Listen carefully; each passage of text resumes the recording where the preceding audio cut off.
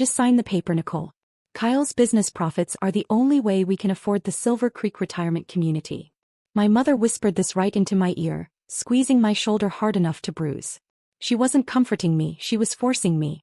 On the table sat a quitclaim deed, a piece of paper that demanded I give up my 20% share of our family home for absolutely nothing. My father, Drake, didn't even look up. He just tapped the signature line, waiting for me to hand over $185,000 to my addict brother. They were sacrificing me to secure their own luxury future. I didn't argue. I picked up the pen and smiled. I signed my name with a steady hand because I knew something they didn't. That money wasn't going to Kyle. I signed my rights away without shedding a tear because I knew the game was already over. Before I tell you what happened the moment the wire transfer hit, drop a comment and let me know. Have you ever had to protect a family member from their own stupidity? Where are you watching from right now? The title officer, a woman with glasses thick enough to see the future, tapped the final key on her desktop. Wire initiated, she said, her voice dry as dust. $185,000 sent to the account of Kyle Ventures LLC. The room seemed to exhale. My mother, Harper, let out a sob that was half relief, half delusion. She hugged my father, Drake, burying her face in his shoulder like they had just survived a war, rather than just selling their only asset to fund a pipe dream. Drake patted her back, puffing his chest out, looking at Kyle with the pride of a king crowning a prince. They weren't seeing a transaction. They were seeing the Silver Creek retirement community, golf carts and heated pools. They were seeing a future where their golden child finally made them rich. Kyle leaned back in his chair, the leather creaking under his arrogance. He looked at me, a smirk playing on his lips that made my stomach turn. "Thanks for the donation, sis," he said, winking. "I know it's hard for a secretary to understand high-level capital acquisition, but don't worry.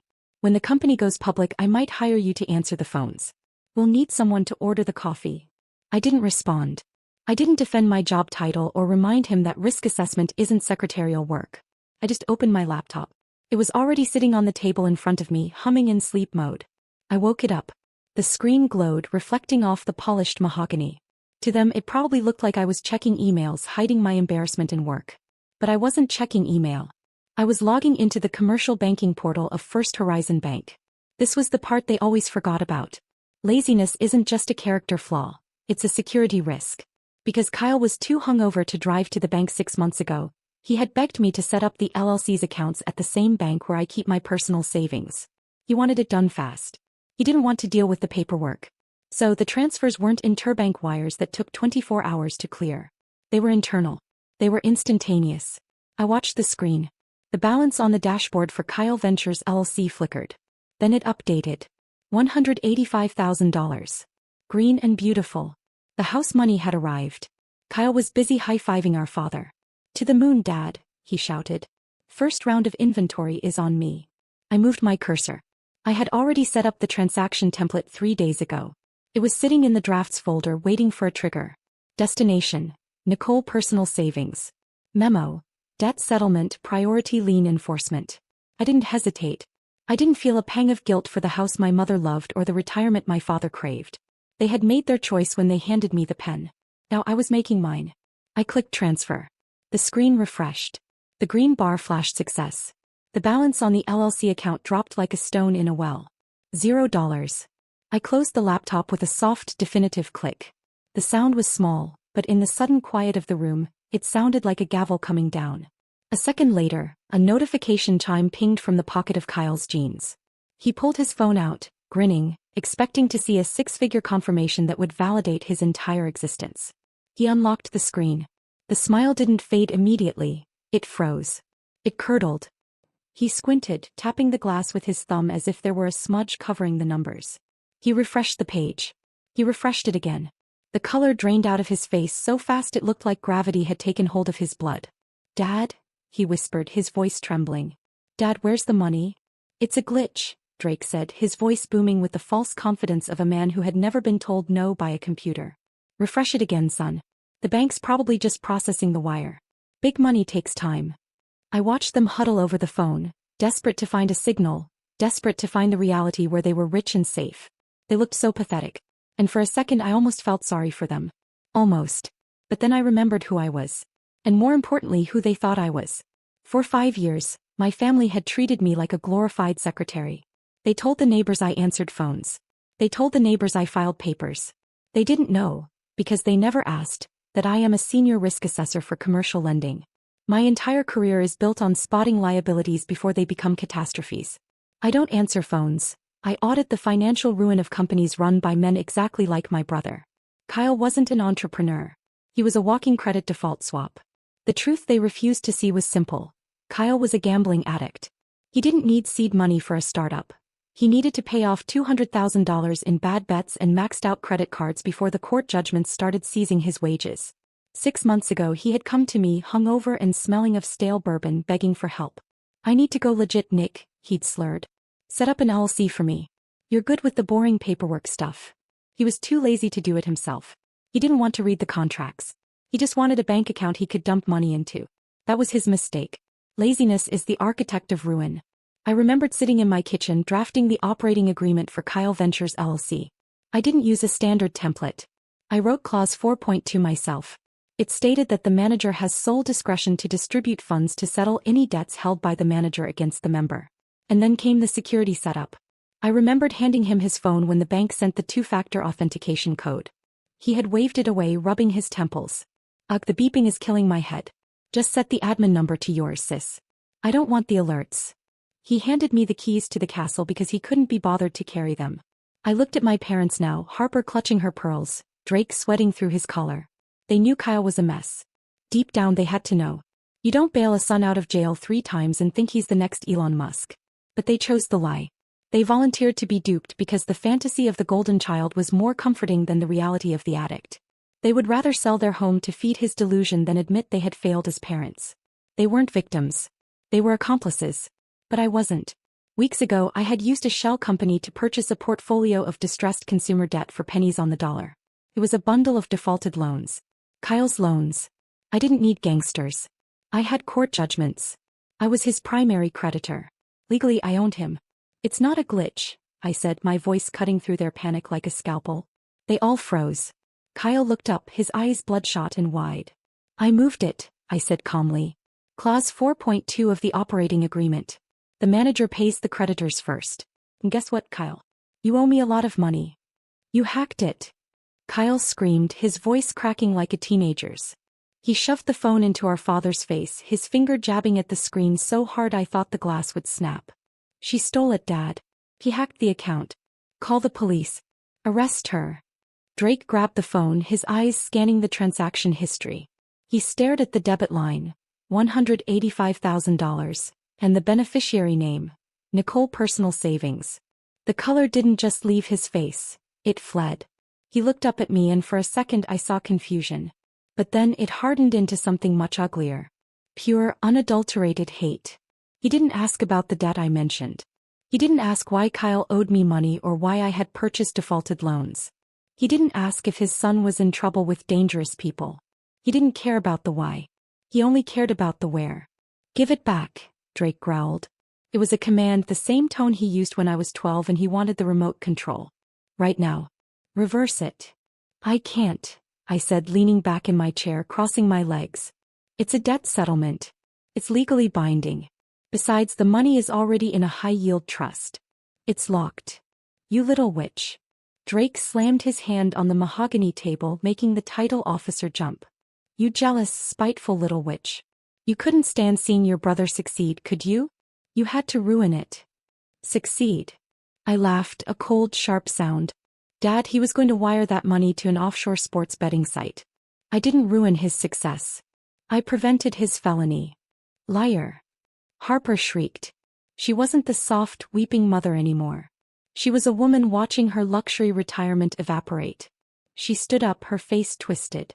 "Kyle is a businessman. He has a vision. You're just a secretary who's jealous that we didn't sell the house for you." She pointed a trembling finger at me. "That was our money, Nicole. That was Silver Creek. That was the heated pool and the golf course and the meals prepared by chefs. We sold this house for us. We're going to be destitute because of you." I watched them, fascinated. It was like watching a car crash in slow motion, except the car was made of narcissism and the wall was reality. They still didn't get it. I had just told them their son was a gambling addict with $200,000 in bad debt. I had told them I saved him from loan sharks. And their only reaction was to scream about their country club retirement. They didn't care if Kyle destroyed himself as long as he made them rich first.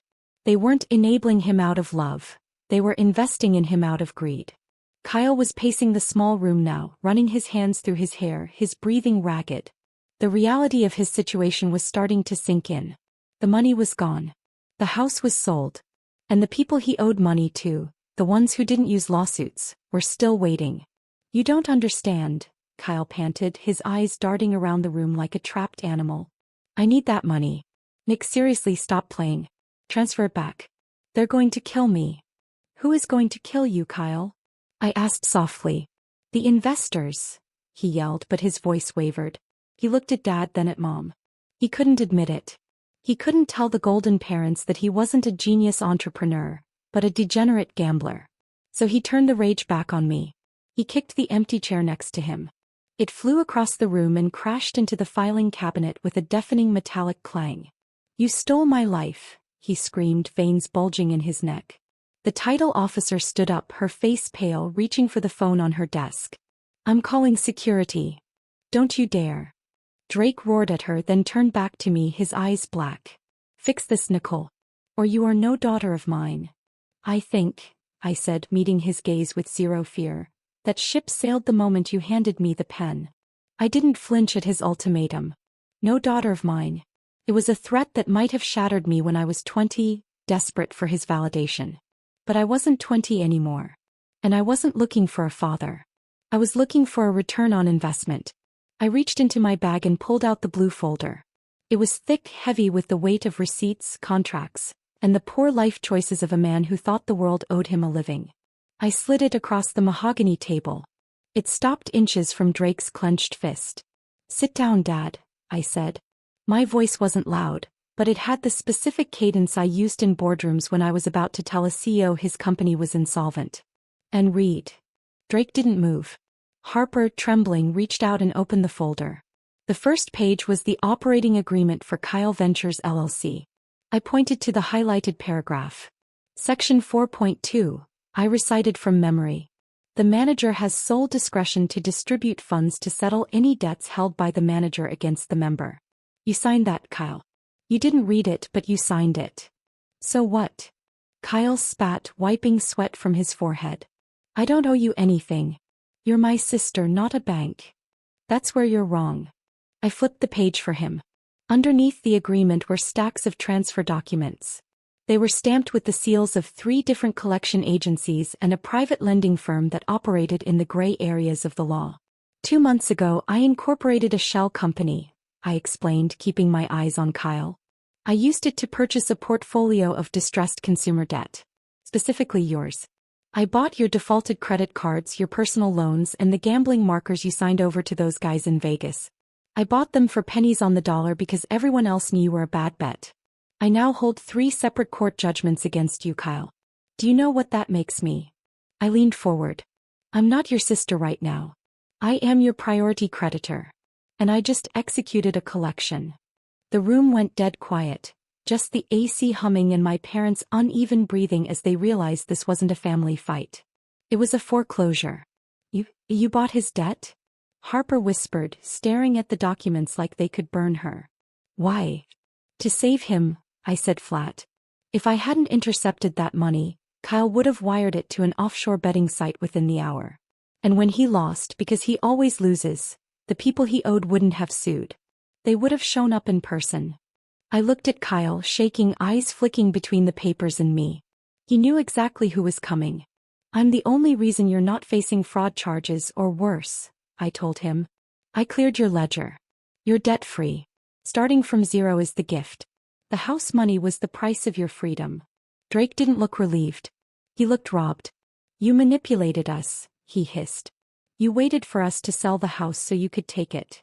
I didn't make him gamble. I didn't make you sign the deed," I said, standing and smoothing my blazer. "I just positioned myself to catch the wreckage when you inevitably crashed. I didn't steal. I collected. And unlike Kyle, I have the paperwork." "That's enough," Drake roared, snatching the blue folder and ripping the pages in half. Paper tore through the room like a verdict being shredded. He stepped between me and the door, blocking the only exit. "I don't care about your shell companies or judgments. I'm your father. You do what I say, or you're not leaving. It wasn't a negotiation anymore. It was containment. Kyle's face changed when the zero balance finally hit him. He didn't look like my brother. He looked like a cornered man who needed cash to keep pretending. She's laughing at us, Dad, he whispered, then lunged toward the title officer's desk and grabbed a heavy letter opener. Transfer it back, he screamed. Open the laptop and send it back. My heart kicked hard. Law, paperwork, moral high ground. None of it mattered with Drake blocking the doorway and Kyle waving a weapon. I turned to my mother, waiting for her to stop it. Harper moved, straight to me. She clamped onto my arm, nails digging in, pinning me in place. Not protecting me. Holding me down. Just give it to him, Nicole, she sobbed. Don't make him do something. Give him the money and we can all go home. Why are you so stubborn? That betrayal hit harder than anything else. She wasn't begging him to stop. She was begging me to surrender so he wouldn't have to feel guilty about forcing it. Mom, let go, I said, my voice shaking for the first time. Save him, she pleaded, tightening her grip. He's your brother. Kyle stepped closer, eyes wild. 3 seconds, Nicole. 1. I didn't touch the laptop. I slowly raised my free hand and pointed to the upper corner of the room. You really should have checked the security protocols, I whispered. The door burst open. 2 uniformed officers filled the doorway.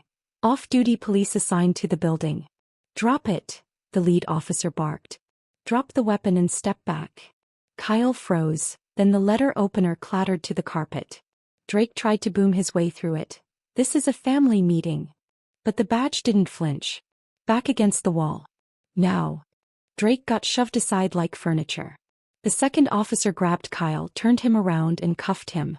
The click of metal cut straight through Harper's scream. No.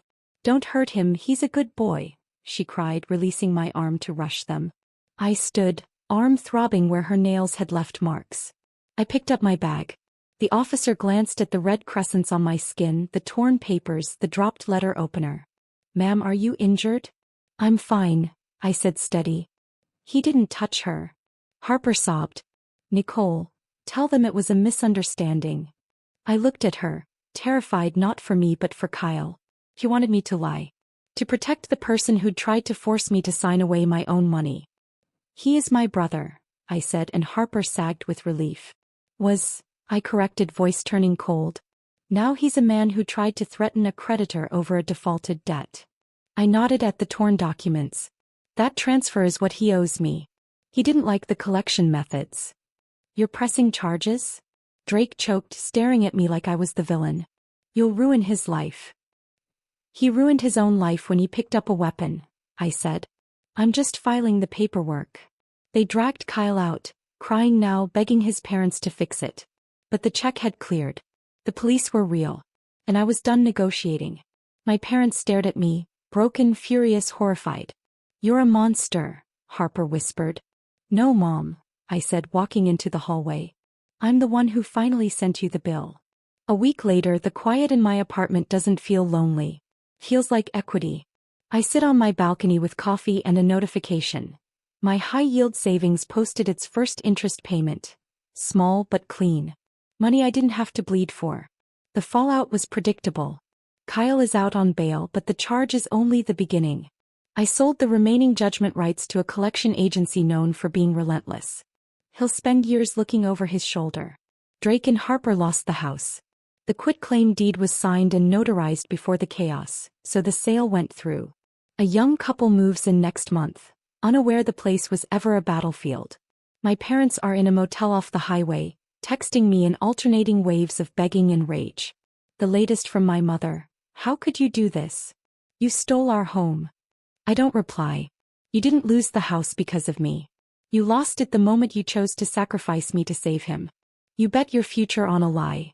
And when the bill came due, I made sure the payment cleared to the right person. Delete. Block. Rick. Harper. Kyle. One by one. With every tap I feel lighter. I didn't just get the money. I refunded myself for 29 years of being the invisible daughter, the backup plan, the scapegoat. The sun is shining. My account is full. And for the first time in my life, I'm completely free. I walked away with $185,000 and zero regrets. But I want to ask you, at what price would you sell your relationship with your family? Or are there betrayals no amount of money can fix? Tell me in the comments.